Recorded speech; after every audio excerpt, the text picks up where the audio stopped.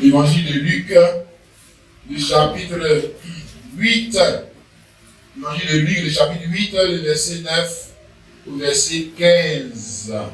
L'évangile de Luc, chapitre 8, 9 à 15. Alors, ses disciples lui demandèrent ce que signifiait cette parabole. Il répondit, il vous a été donné de connaître les mystères du royaume de Dieu. Mais pour les autres, cela leur est dit en parabole, afin qu'en voyant, ils ne voient point, qu'en entendant, ils ne comprennent point. Voici ce que signifie cette parabole. La semence, c'est la parole de Dieu. Ceux qui sont le long du chemin, ce sont ceux qui entendent. Puis le diable vient, il enlève de leur cœur la parole, de peur qu'ils ne croient et qu'ils ne soient sauvés. Ceux qui sont sur le roc, ce sont ceux qui, lorsqu'ils entendent la parole, la reçoivent avec joie, mais ils n'ont point de racines, ils croient pour un temps, et ils succombent au moment de la tentation. Ceux qui ont tombé parmi les épines, ce sont ceux qui, ayant entendu la parole, s'en vont, et la langue étouffée par les soucis, les richesses et les plaisirs de la vie, et ils ne portent point de fruits qui viennent à maturité. Ceux qui ont tombé dans la bonne terre sont ceux qui, ayant entendu la parole, avec un cœur honnête et bon, la retiennent et portent du fruit avec persévérance. Dis Amen. Oh, que la gloire du Seigneur. Comment rendre à Dieu le fruit de sa sémence? Nous avons cette réponse dans cette parabole que nous venons de lire, parce qu'une parabole cache toujours un mystère. Parabole, c'est une parole qui cache un secret, c'est-à-dire que ce que tu entends, tu dois chercher à comprendre ce qu'on te dit. Dans ce que tu as entendu. Parce que ce qu'on te dit est voilé. Pour que tu puisses réfléchir. Et la Bible, c'est pas un journal. Voilà, c'est pas un magazine. Life, bien les jours, manchettes. Non. La Bible est un livre de paraboles. Et le salut, je reprends un peu les autres messages que nous avons prêchés là-dessus. Le salut n'est pas caché dans la partie historique de la Bible. Le salut n'est pas caché dans la partie intellectuelle de la Bible. Le salut n'est pas caché dans la partie linguistique, c'est-à-dire qu'il faut que je comprenne l'hébreu ou que je comprenne le grec pour être sauvé. Non, ce n'est pas caché là-bas. Le salut est caché dans la partie mystère, parabolique de la Bible. Parce que chaque fois que Jésus donne une parabole, c'est là qu'il faut chercher. Voilà. C'est pas caché dans les 10 commandements. Parce qu'en réalité, vous et moi, on n'a pas besoin d'aller à l'église pour que quelqu'un vienne nous dire que non, il ne faut pas mentir, il ne faut pas chiffrer de quelqu'un. Tu vois. Oh, ça c'est pas, on n'a pas besoin d'aller à l'église pour ça. Le salut, vous ne pouvez pas dire que Dieu est caché dans la partie mystère de sa parole. Parce que Dieu lui est un mystère. Alléluia. Donc la parabole que Jésus a donnée, quand tu finis de lire, il faut chercher à comprendre. Il veut dire quoi? Parce qu'il avait de parler du salut. Oui. Il n'a pas besoin de dire, venez à l'église. Non, ça ne suffit pas. Il a besoin de te parler du salut. Il te donne le secret du salut. Mais le secret du salut, c'est comme c'est quelque chose qui est tellement, c'est quelque chose qu'on ne donne pas à n'importe qui. Donc on place ça dans la partie parabole de la Bible. Voilà. Ouais, ce n'est pas pour tout le monde. C'est pour ça qu'il est passé dans la partie mystère de la Bible. Hein? Pour que tu réfléchisses. Et puis on voit si tu es intelligent. Est-ce que nous sommes intelligents, les personnes intelligentes? Alléluia. Donc ici, il est en train de nous parler de notre participation à la louange de Dieu. Comment vous et moi, on peut louer Dieu? Parce que, tu vois, maintenant tu vois, quand j'ai dit, vous et moi, on peut louer Dieu, louer Dieu, devenu louer Dieu. Alors, tu vois, c'est faux. Hein? Pas parce que tu es arrivé ici ce matin que tu es venu louer Dieu, c'est faux. Faux. Hein? Notre participation à l'adoration de Dieu. Hein? Comment on peut adorer Dieu? Et puis Dieu va se sentir adoré. Comment on peut louer Dieu? Et puis Dieu va se sentir loué. Hein? Alléluia. Comment on peut élever Dieu? Et puis Dieu va se sentir élevé. Hein? En rendant à Dieu le fruit de sa sémence. Voilà. Là, Dieu a donné le louer. Parce que tu ne peux pas rendre à Dieu le fruit de sa sémence, comme on va le voir, si tu n'as pas un cœur honnête et bon. Tu ne peux pas. Hein? Tu peux venir à l'église. Tu peux venir ce matin, t'asseoir là, et puis après retourner à ton programme. Tu vois? Alléluia. Amen. Le cœur de l'homme. Avant qu'on ne rentre dans la parabole, je place l'introduction. Hein? Le cœur de l'homme, c'est l'endroit que Dieu a choisi. Hein? Pour concevoir sa sémence. C'est le cœur de l'homme, ce n'est pas ta tête. Non. Ce n'est pas tes pieds. Non. Ce n'est pas tes mains. Non. Le cœur de l'homme est l'endroit que Dieu a choisi pour concevoir, pour placer sa parole, pour placer ses idées. D'ailleurs, c'est ce que Jésus dit ici. Matthieu 15, 19, il dit quoi? C'est du cœur que viennent les mauvaises pensées, les meurtres, les adultères, les impudicités, les vols, les faux témoignages, les calomnies. C'est du cœur aussi que vient aussi ce qui est bon, que vient aussi ce qui est bon. En d'autres termes, le cœur de l'homme est l'endroit choisi par Dieu, aussi choisi par le diable, pour concevoir. Le cœur, c'est la matrice. C'est là que tout commence. Le bien et le mal commencent dans le cœur.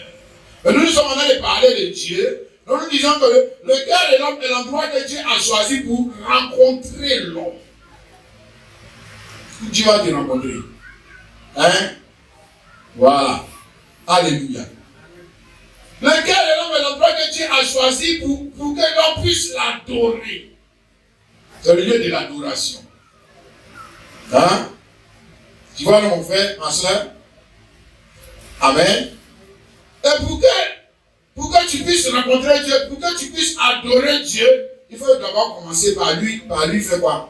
Par lui donner ton cœur. Ici, Proverbe, chapitre 23, Proverbe 23, le verset 26.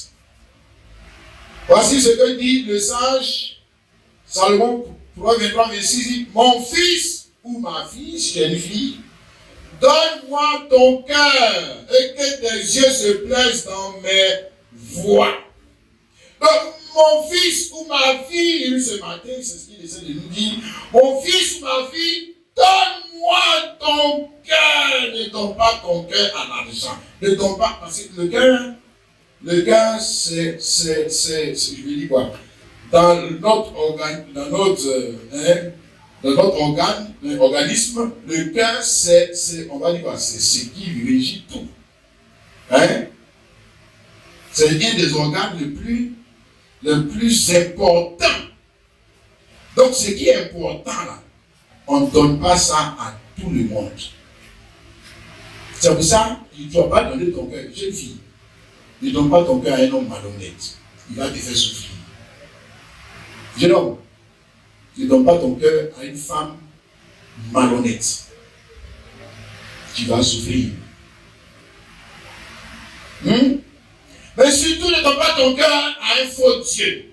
Ne donne pas ton cœur à l'argent. Ne donne pas ton cœur à un mari de nuit. Ne donne pas ton cœur à l'alcool. Ne donne pas ton cœur à la cigarette. Si tu donnes ton cœur à la cigarette, tu sais ce que c'est la cigarette va te faire? Tu donnes ton cœur à l'alcool. L'alcool va faire quoi de ton cœur? Quand tu as donné ton cœur à cet homme-là, il a fait quoi de ton cœur? Tu vois? Et puis après, maintenant, tu viens dire que Dieu ne t'aime pas. Tu as donné ton cœur à la mauvaise personne. Ce n'est pas Dieu qui ne t'aime pas. Tes choix ne sont pas bons. Dieu lui t'a dit, mon fils ou ma fille, donne-moi ton cœur en toi. Tu as donné ta tête, tu as donné tes pieds. Souvent même tu as même donné ton argent, mais tu n'as pas donné ton cœur.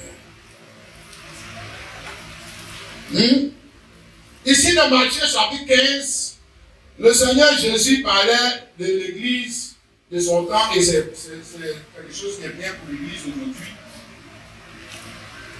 Matthieu 15, le verset 8 à 9, il dit, ce peuple m'honore des lèvres, mais son cœur est éloigné de moi. C'est en fait qu'il m'honore en enseignant des préceptes qui sont des commandements d'homme. Et ça, c'est, on va dire, l'église du temps de la fin d'aujourd'hui. Oh, la plupart des gens, ils honorent Dieu de leurs lèvres. Mais leur cœur, est-ce qu'ils lui ont donné leur cœur? Est-ce qu'ils ont ouvert leur cœur à sa conception de la vie? Parce que c'est de ça que nous allons parler. Est-ce qu'ils ont ouvert leur cœur à sa conception du bonheur? Ils ont leur propre conception. Et le pire, souvent, c'est qu'on vient dans les lieux de culte pour dire à Dieu d'exaucer nous notre conception de la vie. Regardez des choses comme ça. Il ne veut pas faire pour Dieu, il dit que Dieu ne l'a pas fait pour lui. Et quand Dieu n'exauce pas sa prière, il trouve que Dieu n'exauce pas les prières. Il dit que Dieu n'exauce pas la prière. Qui t'a dit que Dieu ne fait pas la prière? C'est toi ta prière que Dieu n'exauce pas. Si on a la prière de Dieu, Dieu exauce sa prière. Amen. Ouais. Regarde ça. C'est bon, mon frère, ma soeur? Amen. Donc, pour arriver à avoir un cœur honnête et bon, il faut commencer par le donner à la bonne personne. Et la seule personne qui peut rendre notre cœur honnête et bon, c'est qui? C'est le seul qui est honnête et bon, Dieu. Amen. Vous n'avez pas dit Jésus-Christ. Alléluia. Un cœur ne peut pas être honnête et bon avant qu'il ne soit donné, converti. Ou ce matin, pendant que je parle, si ton cœur est fermé à cette sémence, parce que les gens ont des sémées, non? Les sèmes quoi? La sémence de Dieu, non? Ton cœur est fermé, non? C'est que tu vas repartir avec tes problèmes. Voilà. De toute façon, tu es venu là, tu vas repartir avec ça. Yeah. Regarde, la seule personne qui peut rendre le cœur d'un homme honnête et bon, c'est Christ. Et pour que le cœur soit honnête et bon, il faut le donner à Christ. Philippiens 2, il a dit, ayez en vous les sentiments qui étaient en Jésus-Christ. Ayez en vous les sentiments qui étaient en Jésus-Christ, les sentiments qui étaient en Jésus-Christ. Et comment je vais avoir les sentiments qui étaient en Jésus-Christ? En recevant la sémence de Jésus-Christ. Amen. Que la sémence de Jésus vient avec les sentiments qui sont en Jésus. Et comme on va le voir, et les sentiments qui sont en Jésus, il faut s'en rendre dans un cœur honnête et bon. Le programme qui est dans la parole commence lui-même à se développer dans ta vie. Et puis, il y a des choses que tu n'as pas. Tu n'as pas besoin de prier pour ça. Ça va venir à l'existence dans ta vie. Ouais. Parce que la sémence est là. Si la sémence du bonheur est là, le bonheur va germer. Mais si la sémence du malheur est rentrée dans ton cœur, c'est le malheur aussi qui va germer dans ta vie. Ouais. C'est comme ça marche. Tout est une affaire de sémence. Quelqu'un dit Amen. Amen. Alléluia. Amen. D'accord. Donc, comme l'a dit Jésus ici, nous allons parler du cœur de l'homme. Et Jésus, lui, a parlé ici de plusieurs types de cœurs. Hein? Il y a des cœurs dans lesquels la sémence de Dieu ne pourra jamais se développer. Jamais. Voilà. Donc quand on va commencer à prêcher, et puis tu vois que tu es dans cela, il faut demander au Seigneur de t'aider à quitter, à ce que ton cœur change. Et il y a aussi un type de cœur dans lequel la sémence de Dieu peut se développer. Parce que la sémence de Dieu, comme toute sémence, ne peut pas pousser dans n'importe quel cœur. Tu es d'accord avec ça? Toute sémence ne pousse pas partout, hein? Alléluia. Mais il faut que la sémence rencontre le cœur qui est approprié à cette sémence, et c'est cette union entre la bonne sémence et la bonne terre qui va produire ce qu'on appelle bonheur. C'est comme ça marche. Alléluia. D'accord. Donc il dit ici, voici ce que le verset 11, voici ce que signifie cette parabole. La sémence, c'est la parole de Dieu. La sémence dans laquelle se trouve le bonheur, la réussite, la prospérité, l'élévation, etc. éternelle, c'est la parole de Dieu. Il faut d'abord commencer à comprendre cela. Alléluia. Chaque chose qu'on veut avoir doit commencer par une sémence que tu vas recevoir dans ta vie. Hein? Amen. Ah, tu veux des ignames. Alors va prendre sémence d'igname et puis tu plantes. Tu auras des ignames. Tu veux des patates. Prends sémence des patates, tu plantes. Tu auras celui. N'est-ce pas? Tu veux l'argent. Hein? Tu veux l'argent. Eh tu prends aussi l'argent et puis tu sèmes dans une affaire. Tu vas voir. C'est pas comme ça. Tu marches et puis tu racontes l'argent. Je veux 10 millions. Je marche et puis je raconte 10 millions. Je prends. Non. Tu sèmes. Tu sèmes, non? Tu sèmes. Tu sèmes l'argent. Tu sèmes l'argent dans une affaire. Tu sèmes l'argent dans quelque chose que tu veux entreprendre. Et puis maintenant, la chose là, quand tu mets en terre, là, ça va maintenant produire les 10 millions. Voilà. C'est comme ça marche. Hein? Alléluia. Maintenant, tu veux la vie éternelle. Tu veux le bonheur éternel. Tu veux Dieu. Tu veux les attributs de Dieu. Il dit, la sémence dans laquelle se trouvent ces choses, c'est la parole de Dieu. Amen. Maintenant, nous allons voir, malheureusement, qu'il y a des terres, des cœurs qui sont comparables à des terres dans lesquelles la parole ne peut jamais prospérer. Hein? Alléluia. Premier type de cœur, verset 12. Ceux qui sont le long du chemin sont ceux qui entendent. Puis le diable vient et enlève de leur cœur la parole, de peur qu'ils ne croient et ne soient sauvés. Donc nous avons ici notre premier cœur d'homme dans lequel la parole, la sémence de Dieu ne pourra jamais même commencer même à germer. Parce que la sémence doit d'abord commencer à germer. Amen. Mais ici, la sémence ne peut pas germer. Pourquoi? Parce que ce cœur est comparable à un chemin. Est-ce qu'il a dit? Ceux qui sont le long du chemin, ils entendent, mais le diable vient, ils enlèvent de leur cœur la parole de peur qu'ils ne croient et ne soient sauvés.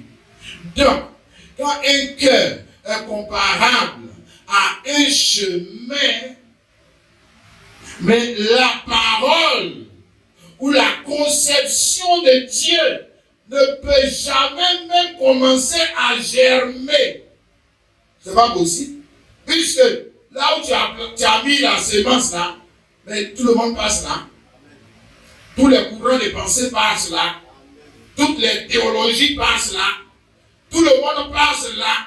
Toutes les idées passent là. Mais la semence ne peut pas germer.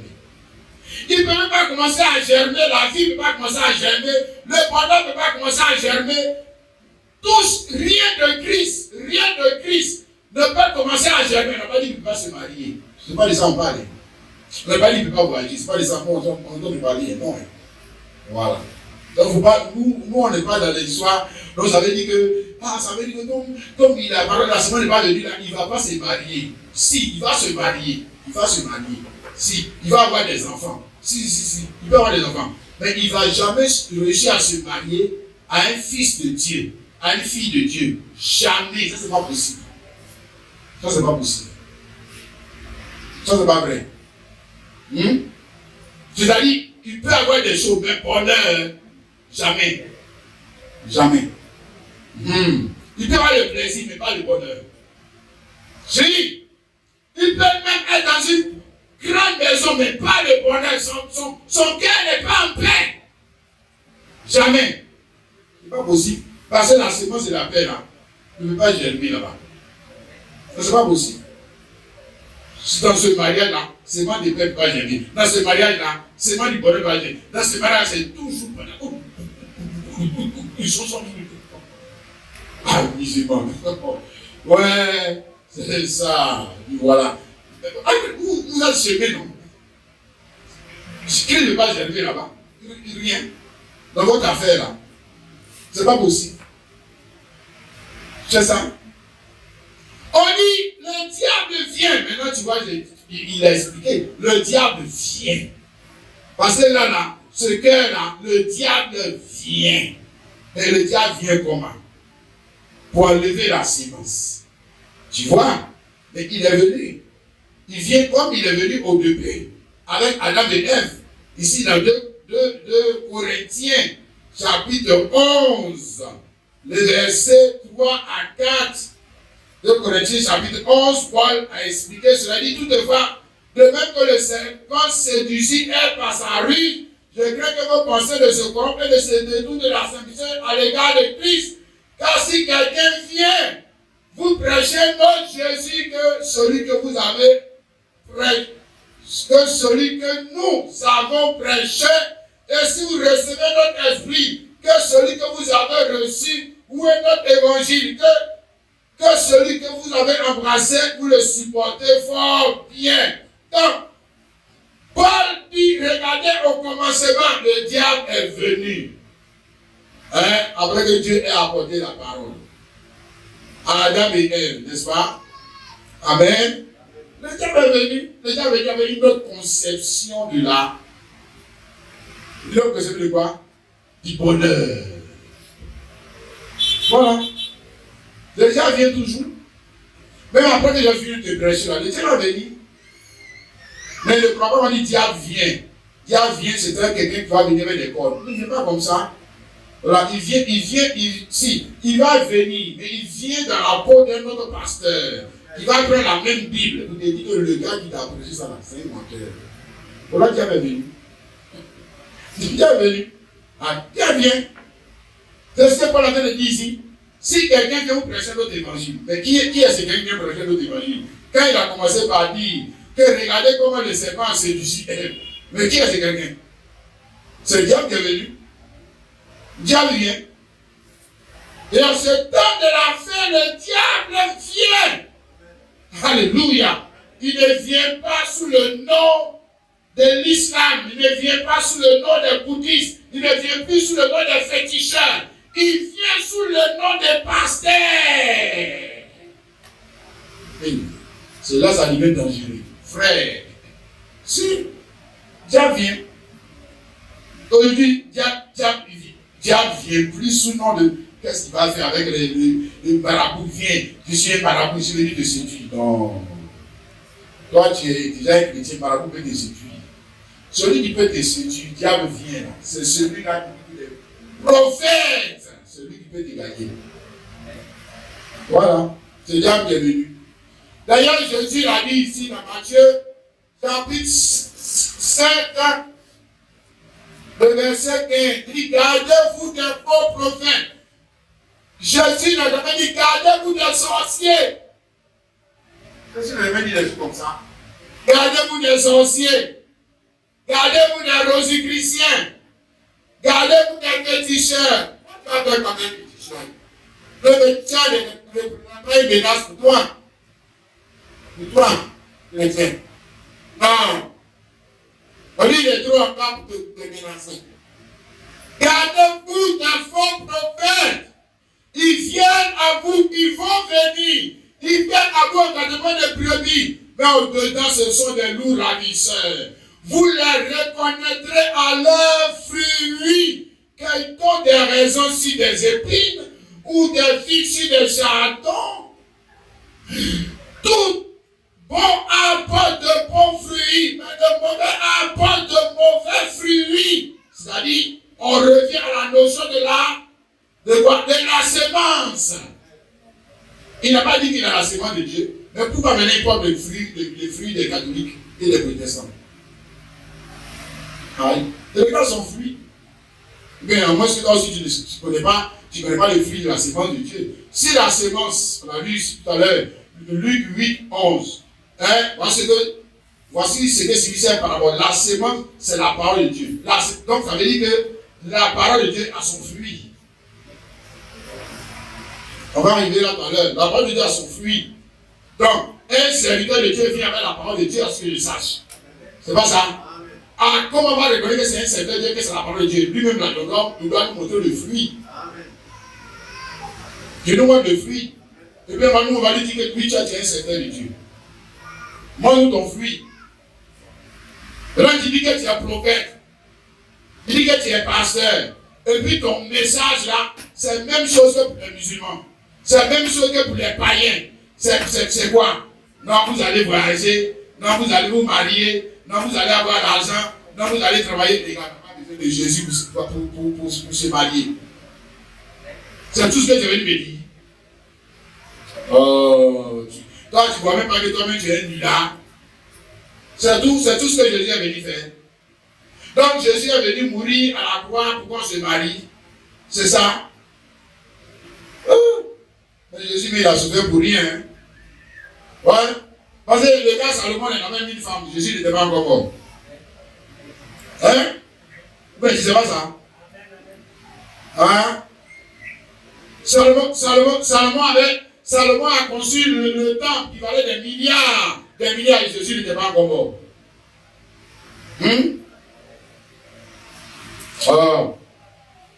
Arrêtons de rabaisser comme l'œuvre de Jésus-Christ. De rabaisser carrément l'œuvre de Jésus-Christ. C'est pas vrai.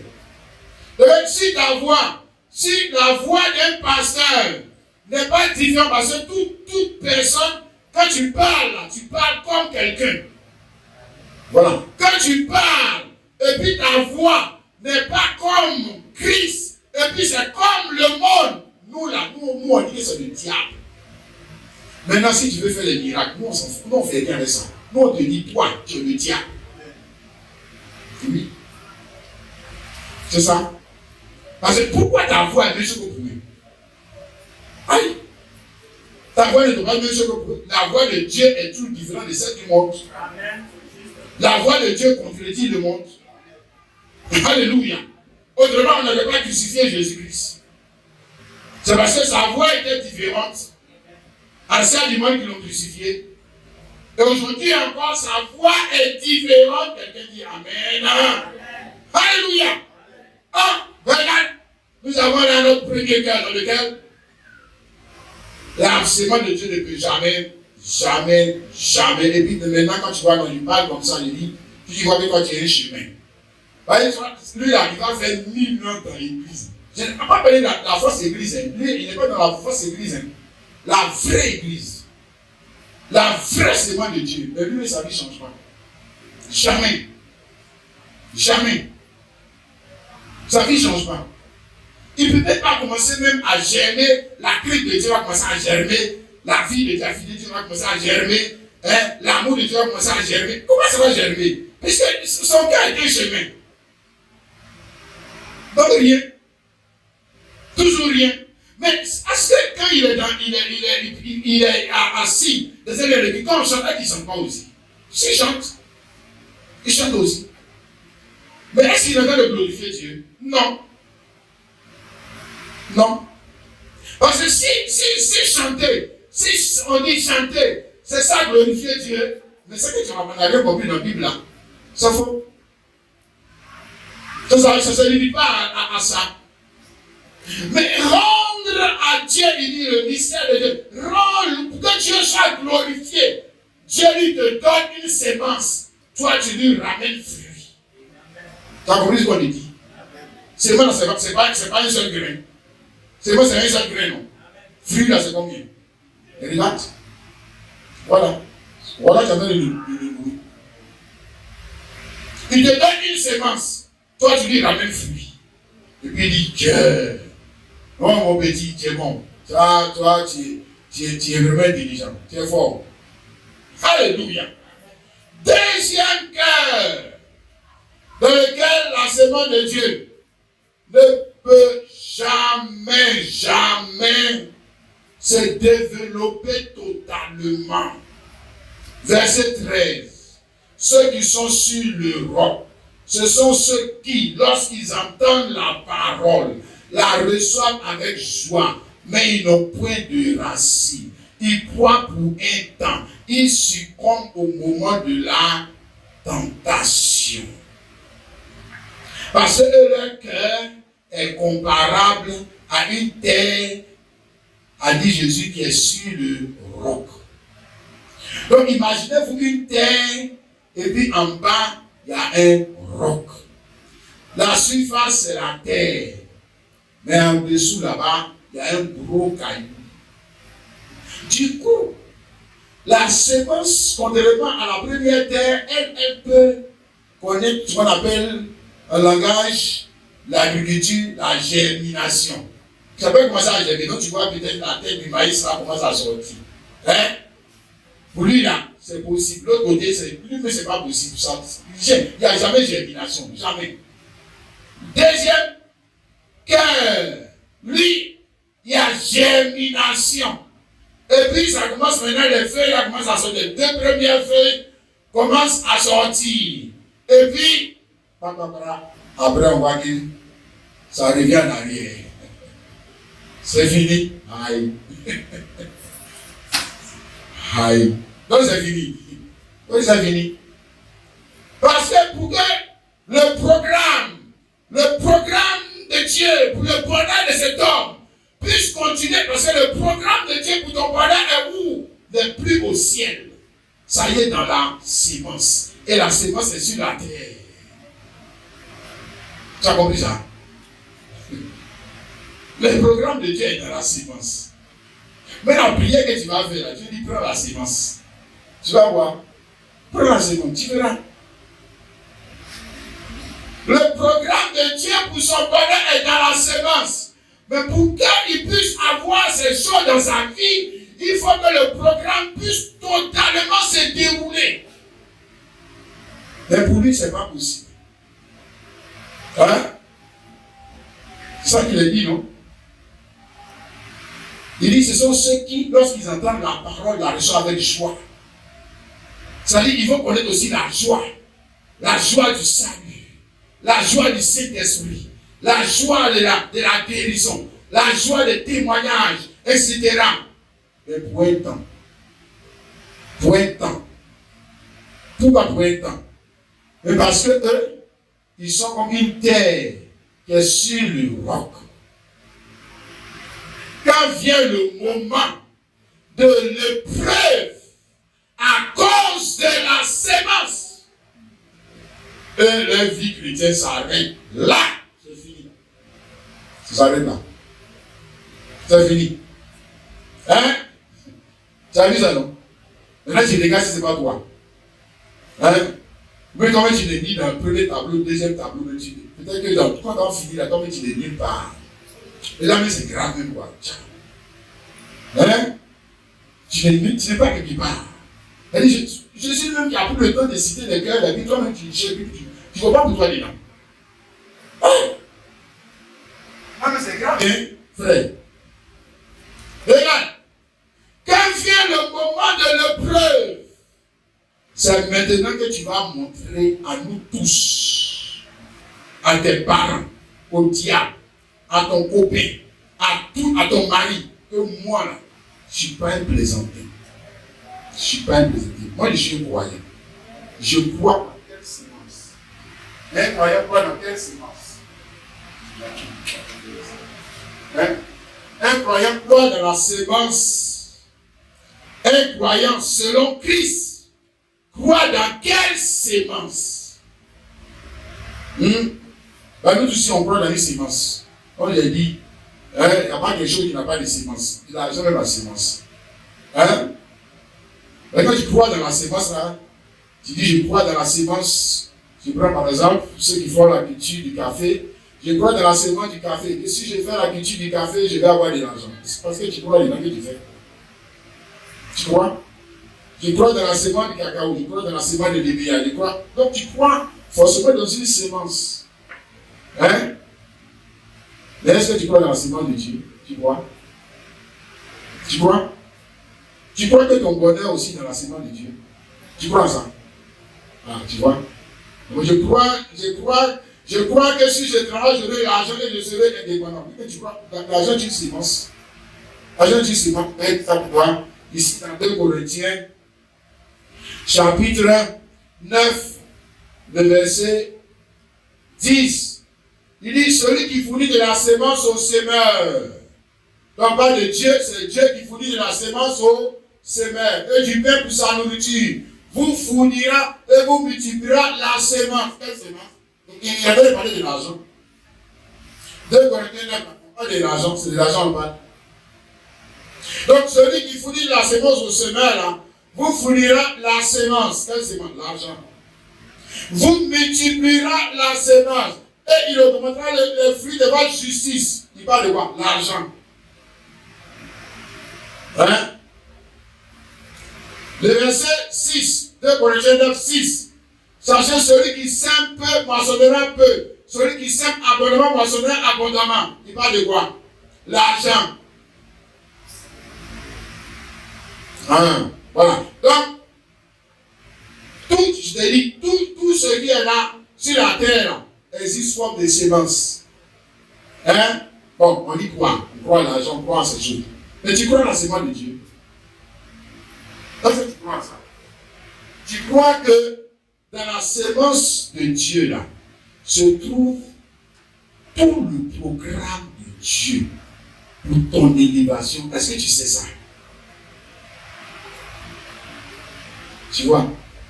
Mais si tu sais, parce que je n'ai pas vu quelqu'un qui ça va faire, qui travaille même, qui travaille, et qui rencontre des difficultés dans son travail, et puis il abandonne le travail. Moi, j'ai jamais vu ça. Il sait qu'il y a l'argent derrière. C'est pas ça. Même que c'est dur, il persévère. Parce qu'il sait qu'il y a l'argent derrière. Mais quand on arrive dans l'Afrique de dire, à cause de la sémence, on commence à avoir des difficultés, là on laisse tomber. Pourquoi? Parce qu'en réalité, le gars n'est pas converti. Il n'est pas converti. Il est malhonnête. Il n'est pas honnête. Il n'a pas dit qu'il aime Jésus. Hein? Il n'a pas dit qu'il a donné sa vie à Jésus. Tu as donné, donc tu avais prêté et tu ne l'as pas donné. Mais pourquoi tu n'en as pas? Pourquoi tu n'en as pas? Pourquoi tu arrêtes? Tu n'as pas dit que Jésus n'a pas te conduit.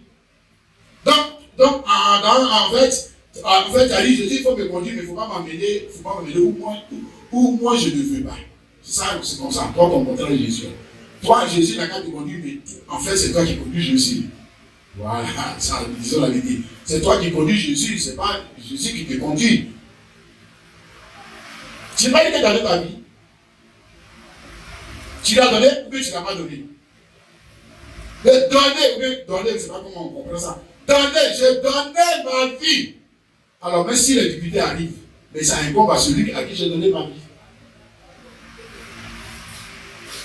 Surtout à cause de la parole. Donc, si tu crois dans la semence de Dieu, que dans la semence de Dieu, il y a plus de pouvoir, il y a plus de bonheur que dans la semence argent, dans la semence cacao. Frère, même si tu comprends des difficultés à cause de la semence de Dieu, tu vas persévérer. Alléluia. Mais regarde ce gars-là. Le programme de Dieu, pour lui, c'est arrêté. Pas la faute de Dieu, c'est pas la faute de la sémence. Jésus te montre le problème n'est pas la sémence. Le problème n'est pas le sémeur. Le problème est le champ dans lequel on a mis la sémence. Le champ n'a pas les éléments qu'il faut pour dérouler tout le programme. Donc du coup, le champ est un champ qui sera toujours pauvre de les attributs de la parole. Voilà. Mais on l'appelle aussi chrétien. On l'appelle aussi chrétien. Mais en réalité, quand on regarde, le gars là, il ne ressemble pas à Jésus. C'est pas vrai. Il ne ressemble pas. Regarde. Parce que Dieu, dans son programme, il permet les épreuves. Et pourquoi Dieu permet les épreuves? On va lire cela ici dans Deutéronome, chapitre 8, le verset 2. Il dit, souviens-toi de tout le chemin que l'Éternel ton Dieu t'a fait faire pendant ces 40 années dans le désert, afin de t'humilier et de t'éprouver pour savoir quelle était la disposition de ton cœur et si tu garderais ou non ses commandements. Pour pas dire, si tu garderais ou non sa sémence. Donc, Dieu permet l'épreuve pour voir l'état du cœur. Hein? N'importe quel hypocrite, menteur, peut dire il aime Dieu quand tout va bien. Hein? Aussi, tout le monde peut dire ça. Tout le monde peut dire je crois. Moi je disais la fois dernière, c'est devant Goliath, il faut dire devant Dieu. Hein? C'est pas derrière Goliath. Derrière Goliath peut dire beaucoup de choses. Seulement là-bas, on va les frapper. Seulement là-bas, on va faire ci, on va faire. Bon, quand ils sont arrivés devant Goliath, ils ont pu dire la même chose. Non. Hein? Dieu est grand. Moi, je sais que Dieu est puissant. Va dire ça devant Goliath. Envoie si tu crois encore l'amour de Dieu. Envoie si tu crois encore la grandeur de Dieu. Envoie si tu crois encore la puissance de Dieu. Avec Goliath, lui, il est réel. C'est là envoie si tu crois. Donc, Dieu lui-même, Dieu n'est pas bête. Dieu, il est très intelligent. Donc, dans sa manière de faire, il permet l'épreuve. C'est ce qu'il dit aux enfants d'Israël. Pendant ces 40 ans, pourquoi je vous ai nourri comme ça? Pendant ces 40 ans, pourquoi toutes ces choses vous sont arrivées? C'est moi qui ai permis ces choses. Pour vous éprouver. Pour voir ce qui est dans votre cœur. Voilà. Pour voir si oui ou non, vous allez garder votre commandement parce que pour Dieu, la sémence est plus important que la manger et boire. Ah, c'est plus important. Sa sémence est beaucoup plus importante que la fait de manger et puis boire. Alléluia. Est-ce que tu vois ça, mon frère, ma soeur? Alléluia. Amen. D'accord, nous arrivons au troisième cœur. C'est ça, troisième? Non, deuxième. Troisième. Amen. Troisième cœur, le verset 14. Ceux qui est tombé parmi les épines, ce sont ceux qui ont entendu la parole s'en vont et la laissent étouffer par les soucis, les richesses et les plaisirs de la vie, et ils ne portent point de fruits qui viennent à maturité. Que Dieu nous aide. Alléluia. Nous avons le troisième cœur, ou terre, dans laquelle la sémence de Dieu ne peut pas se développer totalement. Amen. Parce que ce n'est pas seulement que la semence de Dieu doit germer. Comme on va le voir ici, ce n'est pas que la semence de Dieu doit apporter seulement des feuilles. Mais la semence de Dieu doit pouvoir développer tout le programme. Alléluia. C'est ça, adorer Dieu. C'est ça, louer Dieu. C'est ça, élever Dieu. Amen. Ici, il est question d'un cœur qui est comparable à une terre sur laquelle poussent plusieurs autres semences. Hein? Et ces diverses semences qui poussent sur cette terre sont incompatibles au développement de la vie qui est dans la semence de Dieu. Tu vois ça, non?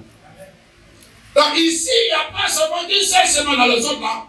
C'était une seule semence qui était plantée. Mais le problème, c'est que la terre soit était sur un roc, sur un chemin. Mais ici, nous avons une terre sur laquelle poussent d'autres semences. Il y a d'autres cultures qui poussent dans cet endroit.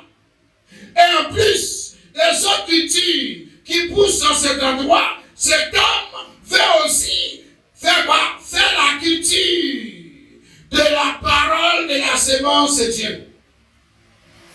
Au lieu que cet homme prenne soin d'enlever d'abord les autres cultures, non, il ne veut pas perdre les autres cultures. Et aussi, il ne veut pas perdre la culture de la parole de Dieu. Il ne veut pas perdre le monde, il ne veut pas perdre le ciel. Voilà, tu vois, non. Il ne veut pas perdre l'élévation qu'il y a dans le monde, il ne veut pas perdre aussi l'élévation qu'il y a dans le ciel. Il veut gagner le monde et le ciel. Ouais. Ça c'est l'église. De ce temps de la fin, les pasteurs menteurs qui sont dans l'église en train de les encourager dans cette culture. Oui.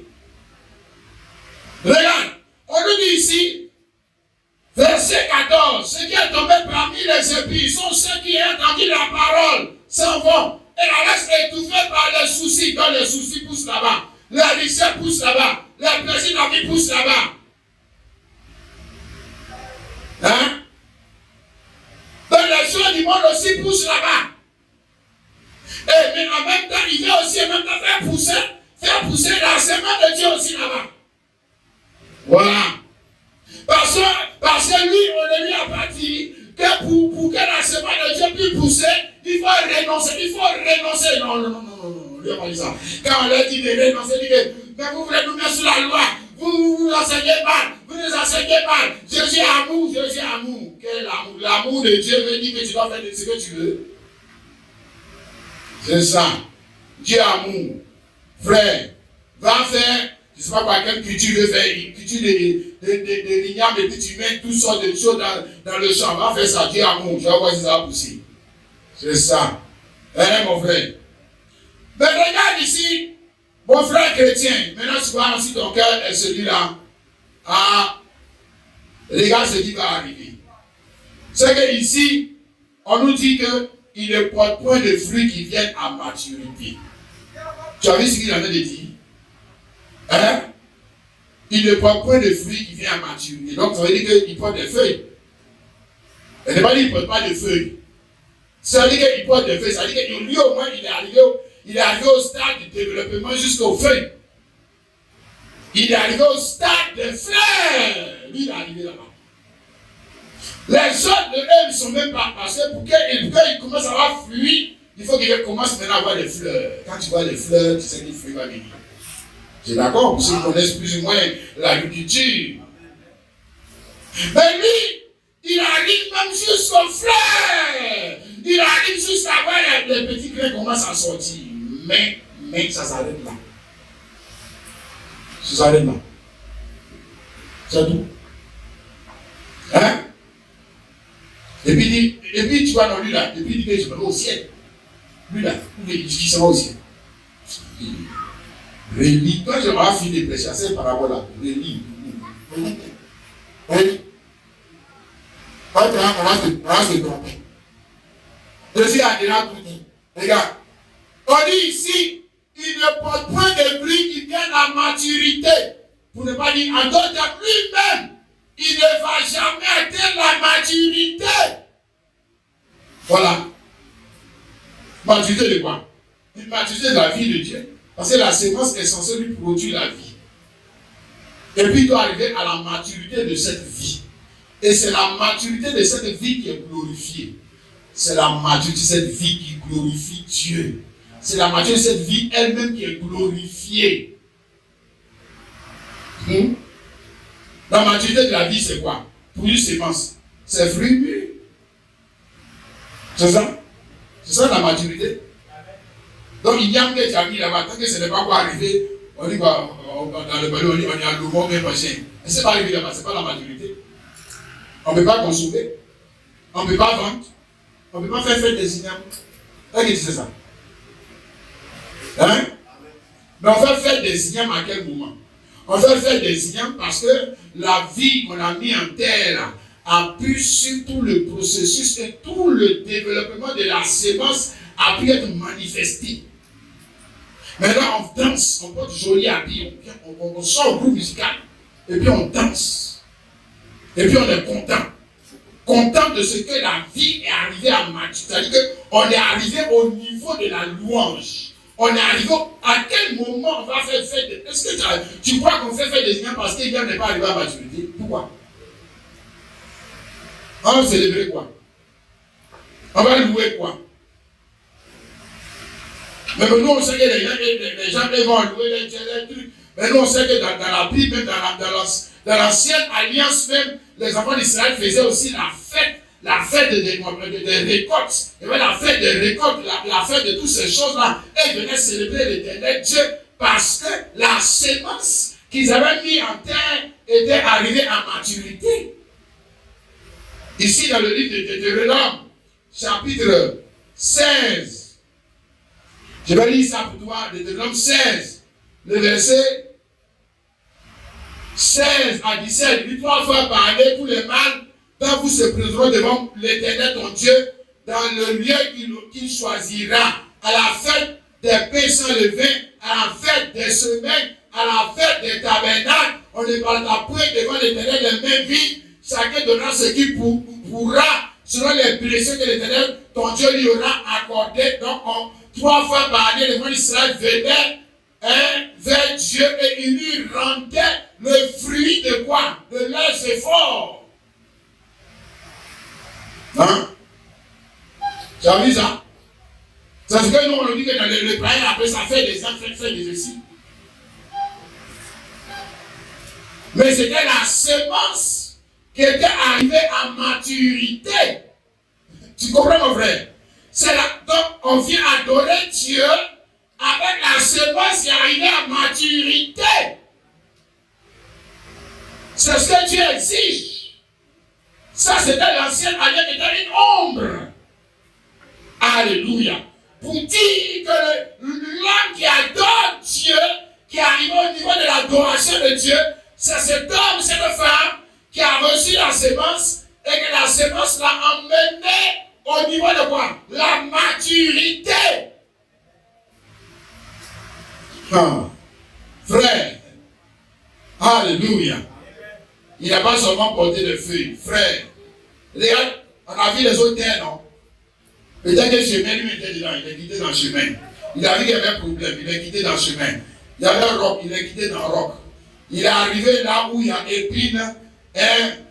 Alléluia. Il est arrivé là où il y a épine, là où il y a les soucis de la vie, les richesses, les plaisirs, les problèmes d'argent. Lui aussi, il a problème d'argent, il a problème de ci, il a problème de ça, tout ça, il met ça à côté. Parce que il veut voir le programme de Dieu qui a été sémé en lui arriver à maturité. Alléluia.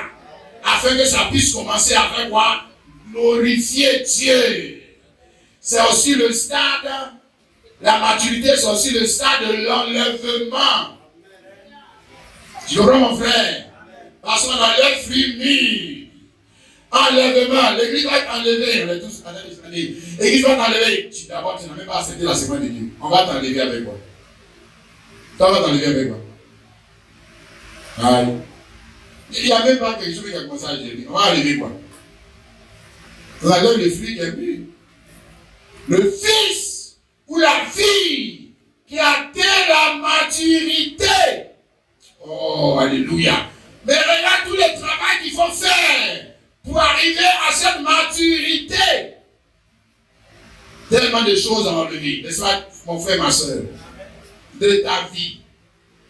Est-ce que ce matin, tu es prêt à enlever ces choses? De ta vie. Pour rendre à Dieu, parce que pour rendre à Dieu le fruit de sa papa, il y a des choses à enlever. C'est ça que Jésus a dit. Il y a des choses à enlever de ta vie. Il y a des choses que tu dois laisser. C'est-à-dire que tu dois te dire, comme un bon homme d'affaires. Parce qu'il n'y a pas de meilleur homme d'affaires qu'un chrétien. Est-ce que vous savez ça? Hein?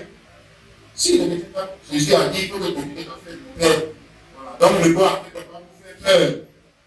Il n'y a pas de meilleur homme d'affaires qu'un chrétien. Le chrétien, c'est l'homme d'affaires. C'est l'homme qui est intéressé. Mais c'est pas l'homme qui est intéressé comme le monde. C'est l'homme qui sait faire la part des choses. Donc, il sait faire le pour et le contre. Ok, voilà. Comment ça marche? J'ai la sémence de Dieu, j'ai les plaisirs du monde. Bon, ici, là même, je gagne quoi? Ici, je gagne quoi? Donc, le chrétien sait comprendre que non, si il ne peut pas gagner les deux, c'est pas vrai. Le pasteur qui t'a dit ça, c'est un menteur. Je dis, le prophète qui t'a dit ça, c'est un voleur. Il a l'air de te mentir. Donc, tu dois faire un choix. Regarde. Hein? Tu prends ça ou ça? Tu fais quoi? Dis non, on n'a qu'à garder les deux. On ne sait jamais. Hein? Voilà. Ah non. Tu laisses un. Et le chrétien, c'est celui qui est capable de tout laisser. Je te dis, il est capable de tout laisser. Y compris, regarde, frère, laisse-moi te dire comme ça. Y compris sa propre fille. Y compris sa propre fille. Pour gagner ce qui est dans la sémence de Dieu. Est-ce que tu sais ça?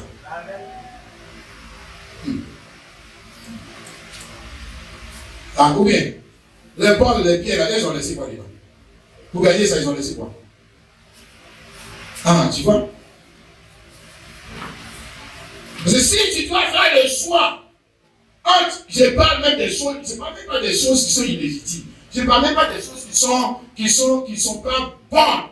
Je te parle des choses même qui sont légitimes et que souvent tu dois choisir elle. Et si tu dois choisir entre elle et la sémence de Dieu, tu vas choisir quoi?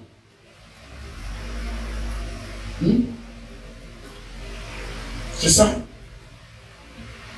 Alléluia. Il y a des choses que tu dois enlever dans ta vie. Il y a des choses auxquelles il y a des choses que tu dois regarder comme de la boue. Il y a des choses que tu dois regarder comme n'ayant pas de valeur. Pour gagner ce qui est dans la sémence de Dieu. Sinon, tu ne l'auras pas. Ce n'est pas possible. Mon frère chrétien, est-ce que tu réalises ce qu'on essaie de te dire ce matin? Alléluia. Ici, dans Philippiens, regardons ce que Paul lui-même disait, qui était un homme très, très avancé dans la compréhension de Dieu. Philippiens chapitre 3, le verset 5, il dit, moi, circoncis le 8e jour, de la race d'Israël, de la tribu de Benjamin, le premier d'Hébreu, quant à la loi pharisienne, quant aux 7 persécuteurs de l'Église, irréprochable à l'égard de la chute de Dieu. Mais ces choses qui étaient pour moi des gains, je les ai regardées comme une perte à cause de Christ. Et même je regarde toutes choses comme une perte à cause de l'excellence de la connaissance de Jésus-Christ, mon sauveur, pour lequel j'ai renoncé à tout. Et je les regarde comme de la boue afin de gagner. Alléluia. De gagner quoi? La vie qui est dans la sémence. Quand on dit Christ, on parle de la sémence de Dieu. Oh, amen. Est-ce que tu es prêt à faire ça, mon frère, ma soeur? Que Dieu te bénisse si tu es prêt à faire cela. Alléluia. Alors nous arrivons maintenant à la bonne terre. Le verset 15. Il dit, ce qui est tombé dans la bonne terre, ce sont ceux qui ont entendu la parole avec un cœur honnête et bon, la retiennent et portent du fruit avec persévérance. Oh, alléluia. Amen. Pour que Dieu fasse de nous des bonnes terres, frères et sœurs. Amen.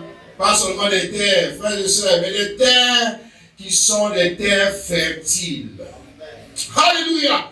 Des terres qui sont des terres fécondes.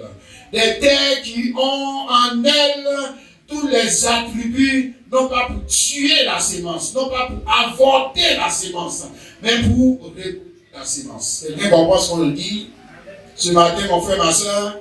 Amen. La bonne terre dont Jésus est en train de parler ici, il parle du cœur de l'homme, du cœur de l'épouse.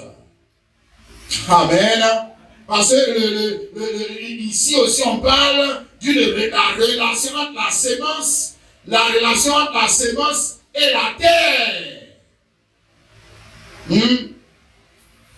Pour que la sémence puisse porter du fruit, il faut qu'il y ait une bonne relation entre la sémence et la terre.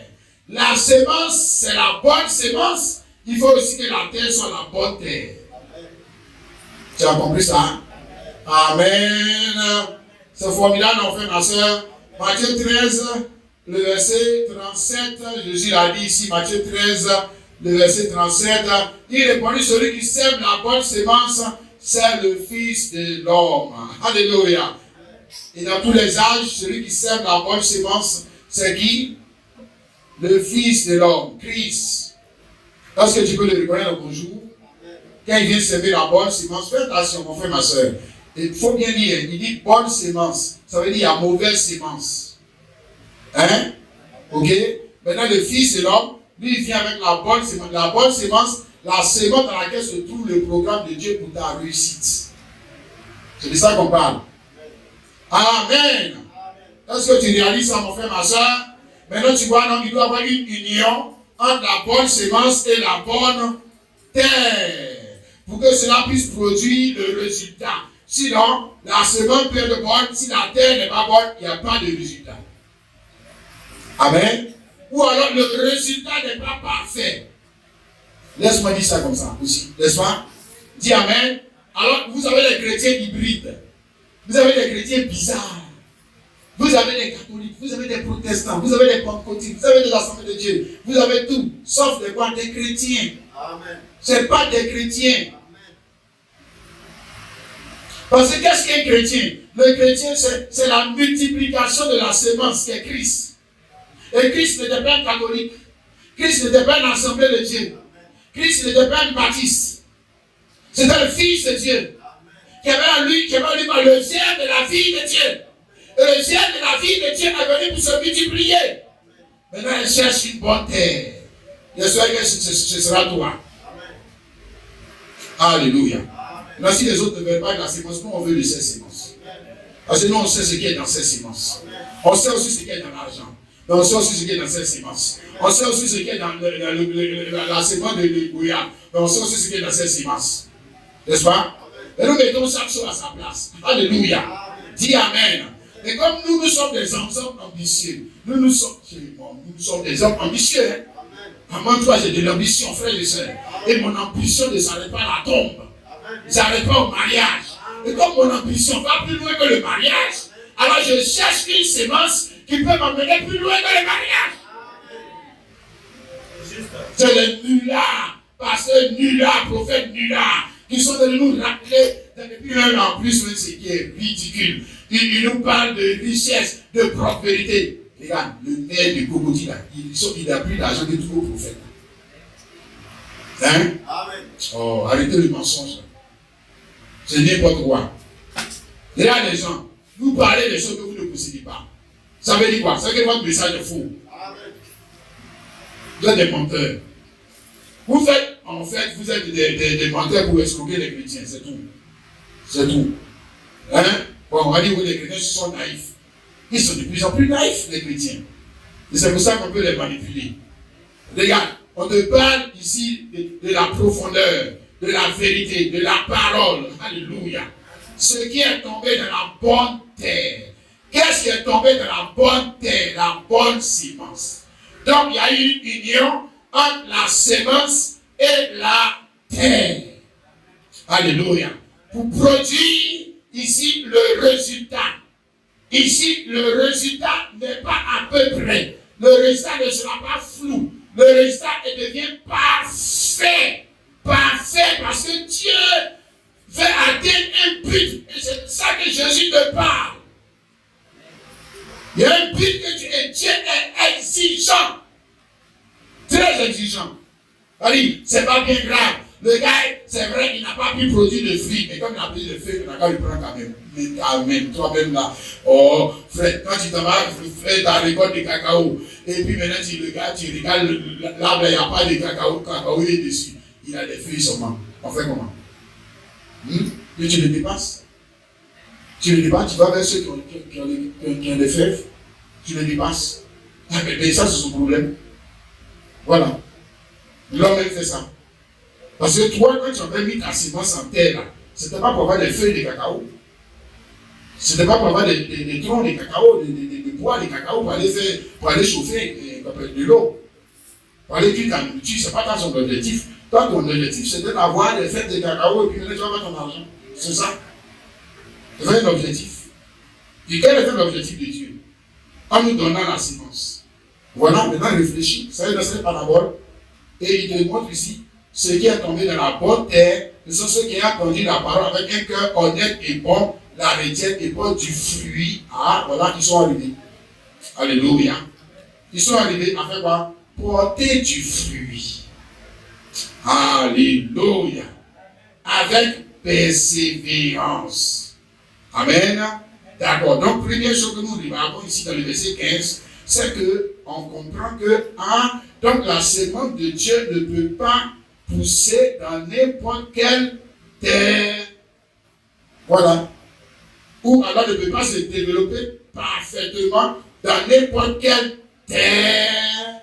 Donc il ne suffit pas que je sois dans une église, dans un lieu de culte, ça fait de moi un enfant de Dieu, ça ne veut rien dire si je ne peux pas rendre à Dieu le fruit de sa semence. Maintenant, comment je dois rendre à Dieu le fruit de sa semence? Il faut que j'ai quoi? Il a dit ici. Ayant entendu la parole avec un cœur honnête et bon. Voilà comment ça commence. Il faut que j'ai un cœur honnête et bon. Et c'est ça qui manque. On va dire aux hommes, en général. Pour ne pas dire aussi aux chrétiens, c'est temps d'affaire, l'honnêteté. Aïe, aïe, aïe. La loyauté. La fidélité. Un cœur honnête et bon. Parce que si le cœur n'est pas honnête, le cœur honnête vis-à-vis de qui? La semence. Vis-à-vis de Dieu. Le Dieu même qui nous fait la semence, on veut le tromper. Non, il veut dissimuler les choses.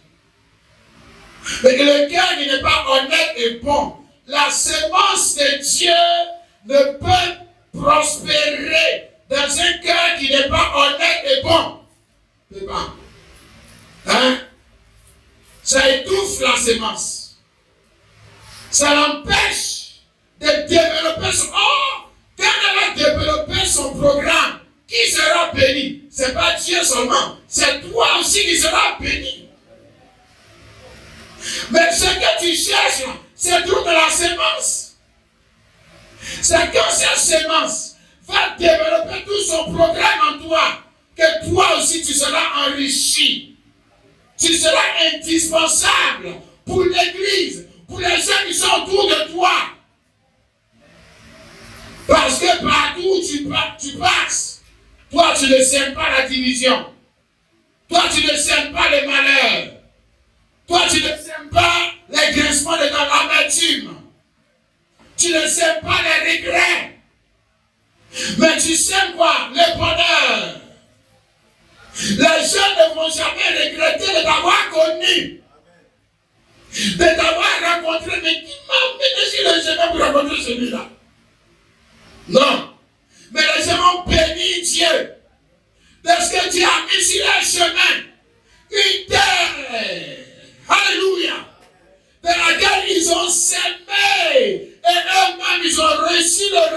dépendant de ce qu'ils ont semé.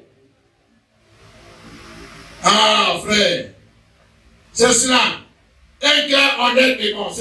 Pardon, un cœur honnête et bon. C'est cette terre que Dieu cherche. Alléluia. C'est cette terre que nous tous on cherche. Là où moi tu prêches pour rien. Le gars il est comme l'Europe. L'autre il est comme chemin. L'autre il est toujours dans l'épine. Toujours épine. Il est dans l'église. Là, tu as 1000 comme ça dans l'église. J'ai 1000 membres. 1000 membres. Il y a aucun. Aucun d'entre eux va se trouver de l'autre côté là-bas. Donc tu as quoi? 0 membre. 0. Aucun d'entre eux. Il n'y a pas un qui glorifie Dieu. Rien. Il n'y a pas un qui l'adore. Regarde. Un cœur honnête et bon. Il commence à nous expliquer. Il dit quoi, le cœur honnête et bon, c'est le cœur qui retient la semence. La parole, attends, je relis ça. Ce qui est tombé dans la bonne terre, ce sont ceux qui ont entendu la parole avec un cœur honnête et bon, la retiennent. La retiennent. Alléluia. Hey, frère, là ça a commencé. C'est ça, frère? Il a retient la parole. C'est-à-dire, lui là, tu peux tout lui prendre, sauf la parole. Amen. Si tu as compris ça, si tu veux là, tu vas prendre sa vie, prends son argent, prends tout, la parole.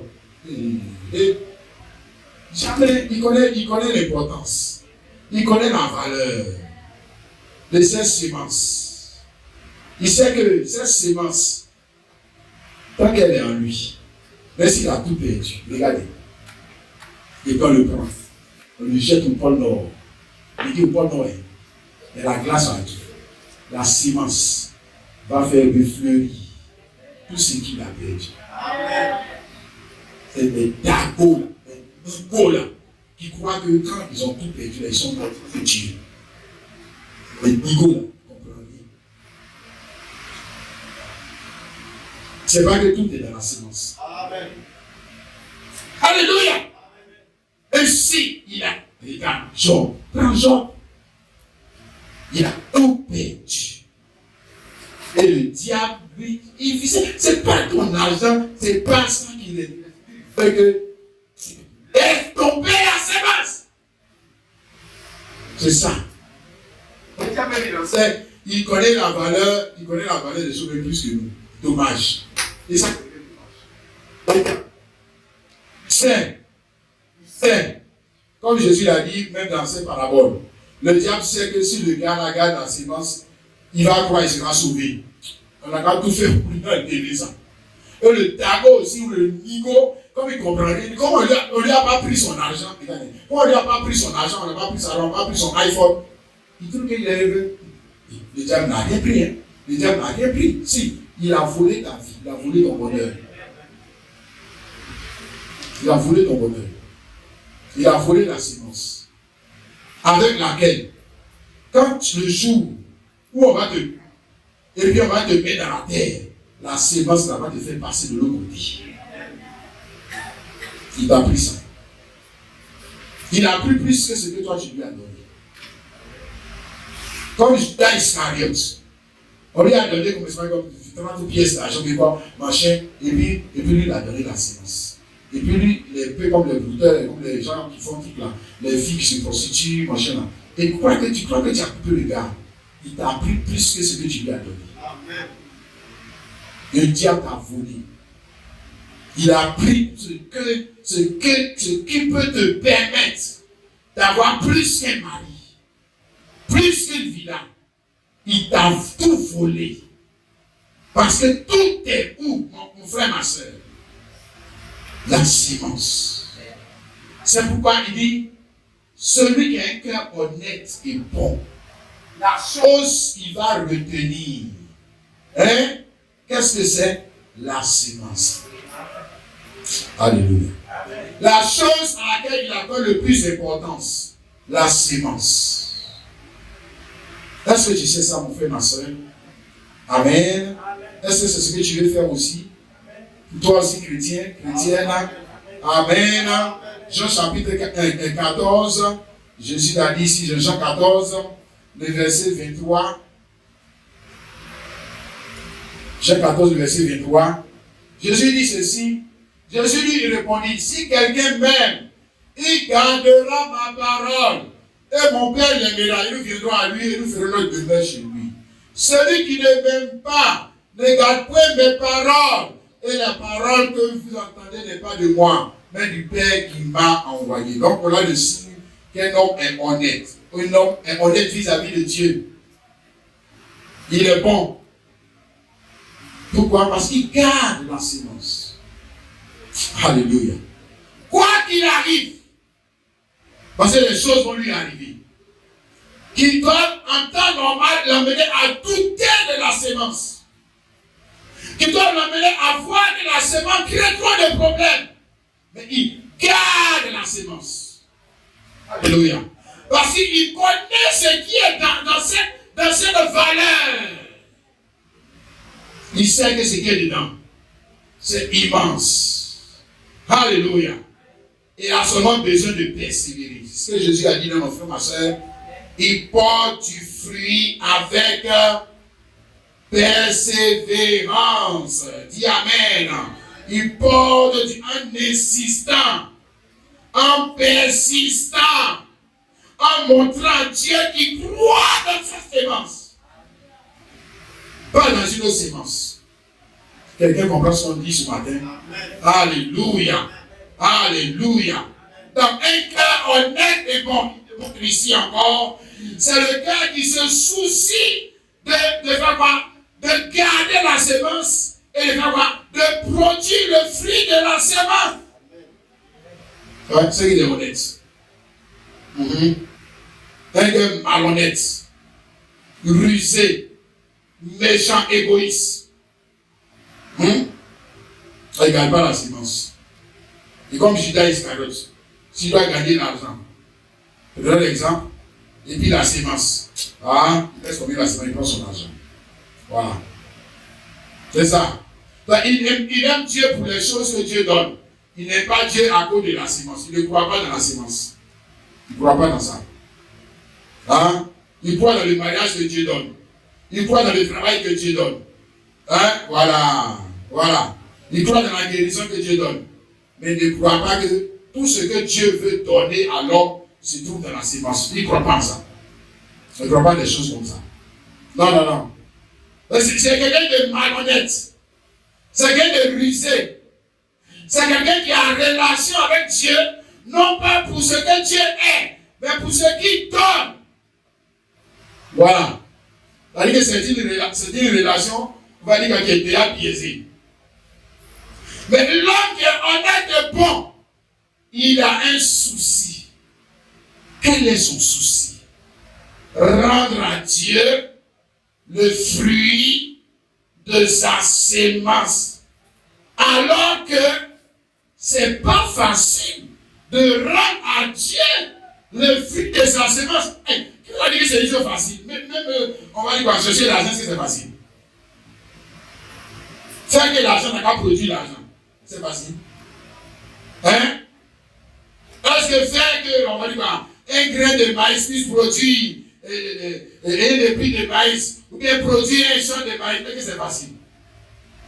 Est-ce que multiplier la sémence naturellement, c'est facile? Non. À plus forte raison, multiplier la sémence de Dieu, qui a dit que c'était facile? C'est pas facile. C'est pas facile. Ah non? Autrement, Jésus n'a pas dit, il porte du fruit à la persévérance. Mais là où il y a persévérance, ça veut dire qu'il y a un obstacle, il y a une difficulté. Peut-être souvent même il était découragé, il était fâché, il était fatigué, il a fait les gens là, les gens ont mis le feu de l'autre côté, c'est venu tout brûler. Il est venu recommencer, ils sont brûlés, il a recommencé, ils ont brûlé, il recommence. Mais il va faire comment? Il n'a pas brûlé de faim. Il va toujours recommencer. Mais c'est ça l'homme qui est honnête et bon. Il n'a pas de voler. Il n'a pas on a brûlé mon sang, c'est pour ça qu'il est devenu voleur. Il dit, bon, tu ne peux pas recommencer les gens. Donc, un cœur honnête et bon, vous allez le voir. Il se soucie pas seulement de porter des fruits naturels. Il ne se soucie pas seulement de faire multiplier son argent. Non. Mais ça, c'est quelqu'un même lui n'a rien compris dans la vie. Mais un gars honnête et bon se soucie de rendre à Dieu le fruit de la semence. Il porte du fruit. Il porte du fruit. Alors qu'on lui a donné une semence. Et puis on dit porte du fruit.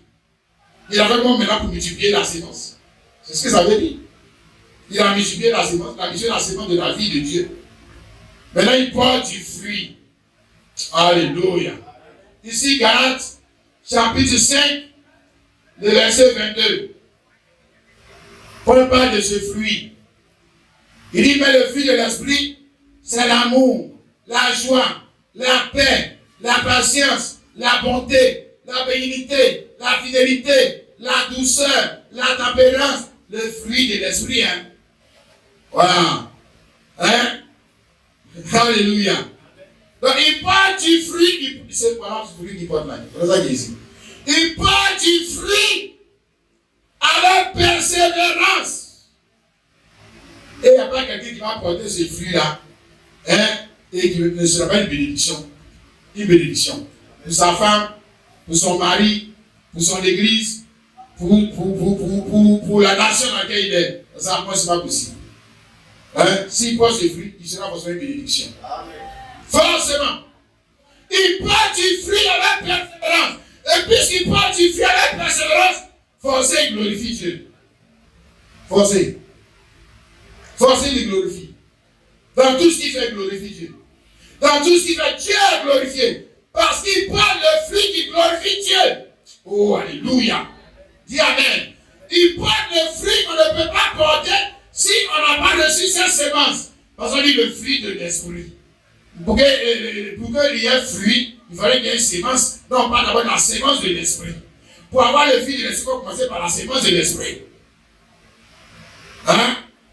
On n'arrive pas à fruit par magie. On arrive à fruit parce qu'au commencement, à l'origine, au commencement, il y avait une sémence. Donc j'ai reçu cette sémence. J'ai gardé cette sémence. J'ai nourri cette sémence. J'ai arrosé cette sémence. Et malgré les difficultés que j'ai rencontrées, moi j'ai continué d'investir dans cette sémence. Pourquoi? Parce que je sais que quand ça va produire fruit, je vais gagner de l'argent. Moi je vais m'enrichir. Mais c'est pour ça qu'il fait ça. Je vais sortir de ce problème. Quand le fruit va venir, je vais sortir de ce problème. Et vous qui vous manquez de moi, vous allez m'envier. Parce que je serai le fruit que vous cherchez. C'est que vous cherchez là. Ça est chez moi. Alléluia. Dis amen. As-tu vu ce que je lui ai dit, ma soeur, mon frère? Amen. Regarde, on a vu ça tout à l'heure.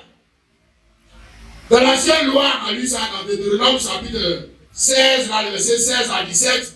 Dans l'ancienne loi, les enfants d'Israël devaient venir louer le Seigneur avec le fruit de leurs efforts. Comme il avait dit là-bas, c'était le fruit de la vie végétale ou le fruit de la vie animale. Hein, c'est pour ça qu'il a dit ici dans Malachie 3, le verset 10. Hein, Malachie 3, 10. Voilà, il a dit, apportez à la maison du trésor toutes les dîmes, afin qu'il y ait de la nourriture dans ma maison. Mettez-moi de la sorte à l'épreuve, dit l'Éternel des armées, et vous verrez s'il ne fera pour vous les écrits des cieux, c'est pas sur vous la bénédiction en abondance. Donc, apportez à la maison du trésor toutes les dîmes pour qu'il y ait de la nourriture, pas dit pour qu'il y ait de l'argent. Vous voyez, bon, ça, bon, les gens, ils ont envie de faire ce qu'ils veulent. Ils disent, il a fini de dire ça, il parle de l'argent. Non, on parle de nourriture. Parce que les dîmes, c'était en nature. C'était le fruit de la vie végétale ou le fruit de la vie animale. Qu'on devait porter 3 fois l'année pour apporter cela au Seigneur. C'est-à-dire, on ne venait pas devant Dieu les mains vides. Il fallait rendre à Dieu le fruit de la sémence qu'il t'a donné. Qui t'a donné la sémence? C'est pas Dieu. C'est toi qui es venu avec un poulet sur la terre. Pour commencer à élever le poulet, il fallait qu'il y ait un poulet. C'est Dieu qui t'a donné le poulet, non? Et puis tu l'as élevé, tu as eu 3, 4, 10 poulets, non? Voilà. Maintenant, prends le 10e pour venir m'adorer. Voilà. C'est comme ça. C'est lui qui t'a donné la sémence. Maintenant, toi, tu as multiplié cette sémence. Vous êtes d'accord avec ça? Et puis maintenant, quand tu viens lui prendre le fruit de la sémence, le fruit de la sémence. Hein? C'est-à-dire apporter toutes les dîmes pour qu'il y ait de la nourriture dans ma maison. Quelqu'un a saisi? Amen. Donc, on rendait à Dieu le fruit de la sémence. Mais là, c'était le fruit de la sémence naturelle, animale ou végétale. Tu me saisis, mon frère? Alléluia. Donc, il ne venait pas seulement dire Dieu, je te loue. Dieu, je te loue. On dit non, c'est pas, tu as envie de dire ça. D'accord, mais là où est le fruit de Dieu, je te loue là? Voilà. Parce que le fruit de tes efforts, hein, si tu crois que la sémence avec laquelle tu as commencé la vie de Dieu, quand ça donne fruit là, prends ça maintenant pour dire Dieu, je te loue. Amen. Alléluia. Bien, maintenant avec Jésus-Christ, nous sommes passés à un autre niveau de la louange, de l'adoration. Hein? Parce qu'on a quitté l'ombre pour arriver à la réalité. Et c'est dans la réalité que Jésus a donné cette parabole. Ici, pour nous montrer maintenant quelle est la vraie adoration. Quelle est la vraie louange. Amen. C'est quoi? Rendre à Dieu le fruit de la parole. Maintenant, c'est le fruit de la parole. Ce n'est pas seulement végétal, ce n'est pas seulement animal. Quelqu'un comprend? Dis Amen. La parole doit être reçue dans un cœur honnête et bon. Alléluia. Et quand ce cœur honnête et bon reçoit la parole, cette parole doit commencer à germer. Oh, alléluia. Les idées qui sont dans la parole doivent commencer à germer. Les idées qui sont dans la parole doivent commencer à se multiplier, à se développer. Et maintenant, on voit la vie de cet homme commencer à être quoi? Transformée. Amen. Parce qu'il y a un homme tel que sont ses idées. Maintenant, c'est les idées de Christ, n'est-ce pas? Maintenant, c'est la pensée de Christ. Alléluia. Maintenant, c'est la conception de Christ. Alléluia. Et ça est plus il marche en persévérant, ça devient plus clair. Quelqu'un comprend ça, tu dis Amen. Ça devient plus clair. Alléluia. Ça devient plus clair. On voit dans sa vie que cet homme qui était venu pécheur, mauvais, adultère, commence à changer et il commence à être comme celle de Jésus-Christ. Oh, alléluia. Il porte du fruit avec persévérance. Est-ce que tu vois ça, mon frère, ma soeur? Ici, nous avons Romains chapitre 8, le verset 29. Paul l'a dit ici encore. Romains 8, 29. Car tous ceux qu'il a connus d'avance, il est là aussi prédestiné à être semblable à l'image de son Fils, afin que son Fils fût le premier-né dans plusieurs frères. Tu as saisi ça, mon frère? Alléluia. Ceux qu'il a connus, il a prédestiné à arriver à l'image de son Fils. C'est ça? Amen. Et le Fils, qu'est-ce que c'est? C'est la sémence. Amen. Maintenant, pour arriver à cette image, reçois d'abord cette sémence. N'est-ce pas? Persévère dans cette sémence. N'est-ce pas? Et quand tu vas persévérer dans cette sémence, tu vas commencer à porter du fruit. Alléluia. Qu'est-ce que ça veut dire porter du fruit? C'est ça qu'il a dit là. Ta vie commence, elle devient semblable à celle de la sémence. Alléluia. Parce que le fruit, c'est le stade, c'est le dernier stade du développement de la plante. Hein? Le fruit, quand on dit fruit, ça veut dire qu'il y avait une sémence au départ. Maintenant, nous avons les mêmes sémences à la fin. C'est ça, non? Amen. Fruit, donc du manguier, ça veut dire que la sémence était au début, là, on la retrouve à la fin, on dit manguier. Ce sont les mangues. Alléluia. Ça veut dire qu'à la fin du développement de la vie de Christ en toi, tu dois arriver à devenir comme Christ. Comme Christ. Alléluia. Ça veut dire que c'est que tu es vraiment honnête. C'est que tu es vraiment sincère. Parce que tu ne peux pas arriver à devenir comme Christ si tu n'as pas bravé le vent. Si tu n'as pas bravé même les désirs de la chair. Si tu n'as pas bravé ta propre volonté, la volonté des hommes autour de toi, en d'autres termes, si tu n'as pas donné la place à la sémence en toi, tu ne peux pas arriver à devenir comme Christ. Tu ne peux pas.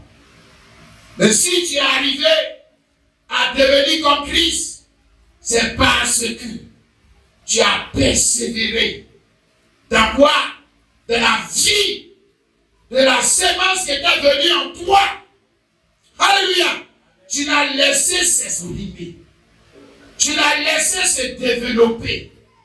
Tu l'as laissé mûrir. Tu l'as laissé finir son programme.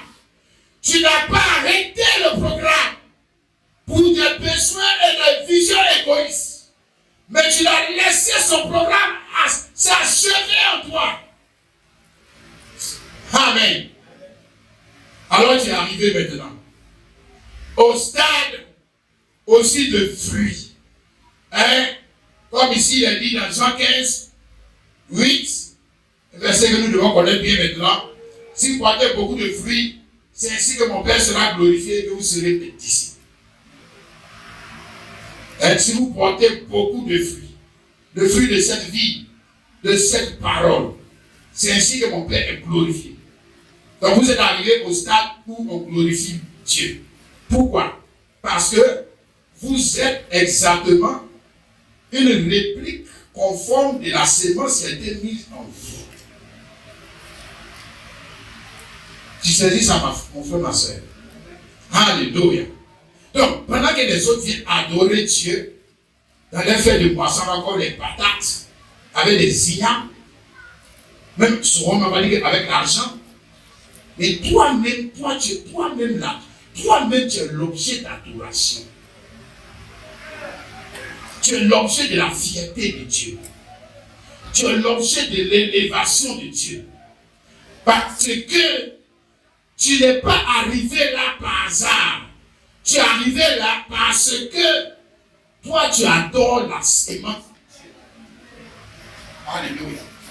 Et comme tu adores la sémence de Dieu, plus que toute autre sémence, c'est pourquoi toi, tu es arrivé à ce stade de la vie, à porter le fruit. Amen. Amen. Mon frère, ma soeur, est-ce que tu veux arriver là? Amen. Jean 17, le verset 20 à 23. Il dit ceci encore. Jean 17, le verset 20 à 23. Il dit, ce n'est pas pour eux seulement que je prie, mais encore pour ceux qui croiront en moi par leur parole, afin que tous soient un, comme toi, Père, tu es en moi, et comme je suis en toi, afin que eux aussi soient un en nous, afin que pour que le monde croit que tu m'as envoyé, je leur donne la gloire que tu m'as donnée, afin qu'ils soient un, comme nous sommes un, moi en eux et toi en moi, afin qu'ils soient parfaitement un, et que le monde connaisse que tu m'as envoyé, et que tu les as aimés comme tu m'as aimé. Oh. Vous allez comprendre cela. Amen. Bon, Jésus a prié ici, il priait pour l'unité. L'unité non pas seulement de l'Église, mais l'unité de l'Église avec celui que l'Église adore. Tu as compris ça? Alléluia. Il dit, c'est pas pour eux seulement que je prie, mais je prie aussi pour ceux qui croiront en moi par leur parole. Donc il te montre, regarde frère, il te montre la sémence qui peut t'emmener à cette unité.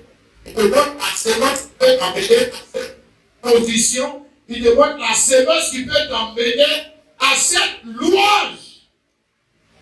Ceux qui croiront en moi par leur parole.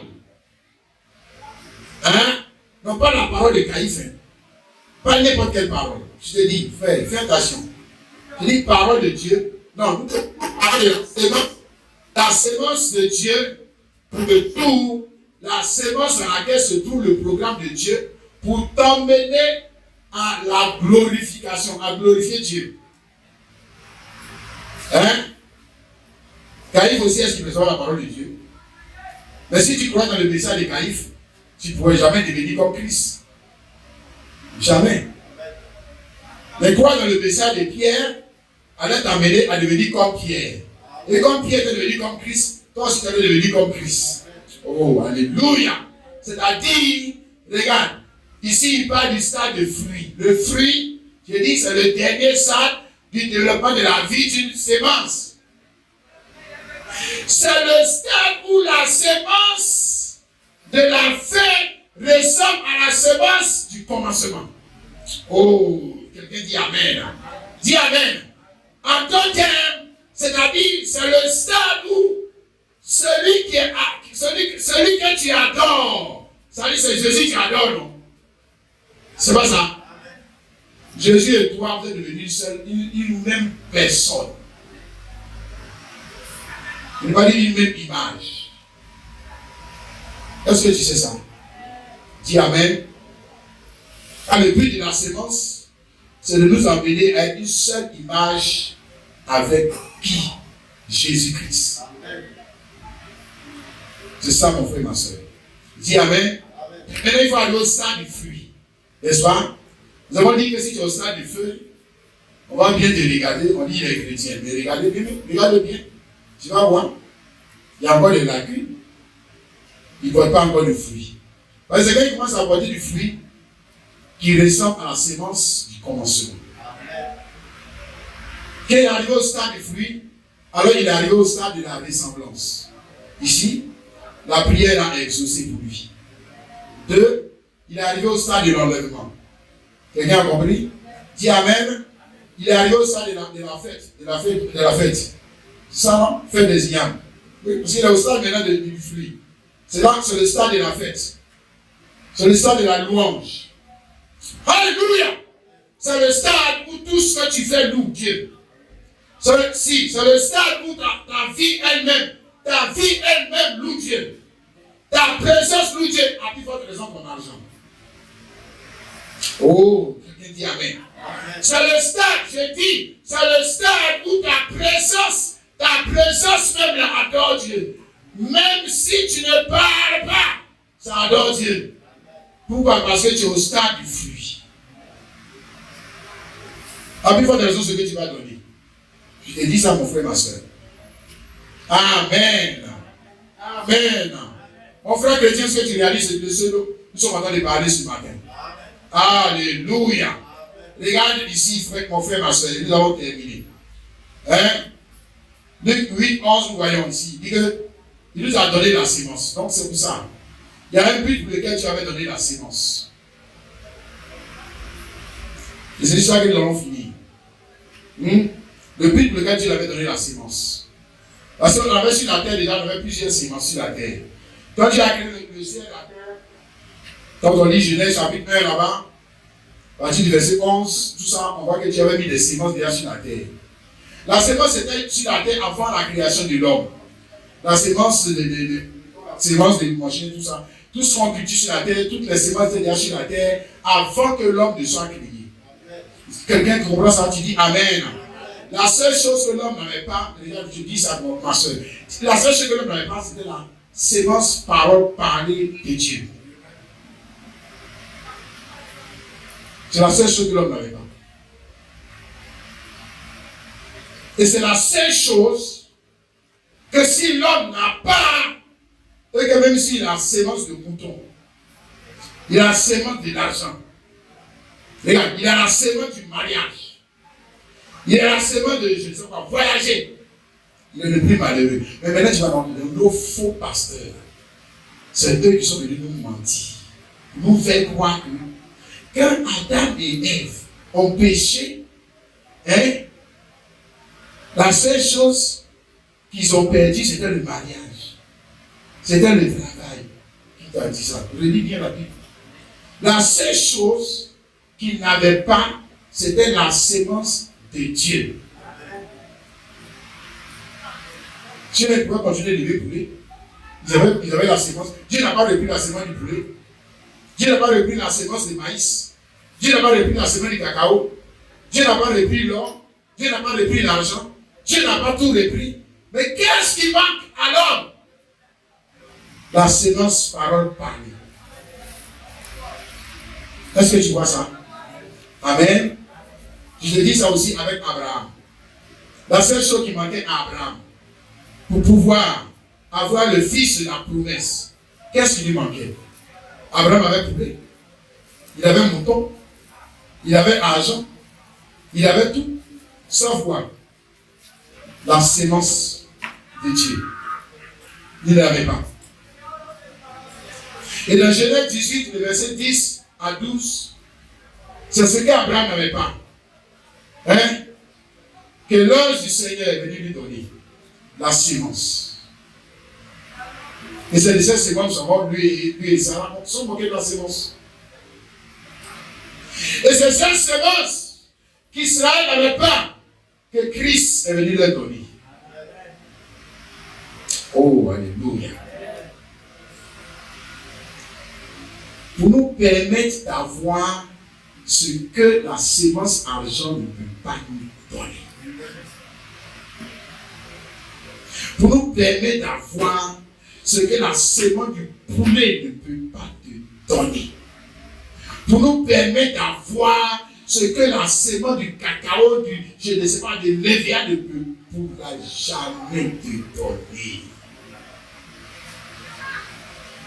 Maintenant, quand tu ne veux pas de cette sémence, regarde, ma soeur, comment vas-tu rendre à Dieu une louange qui lui sied? Tu l'as fait comment?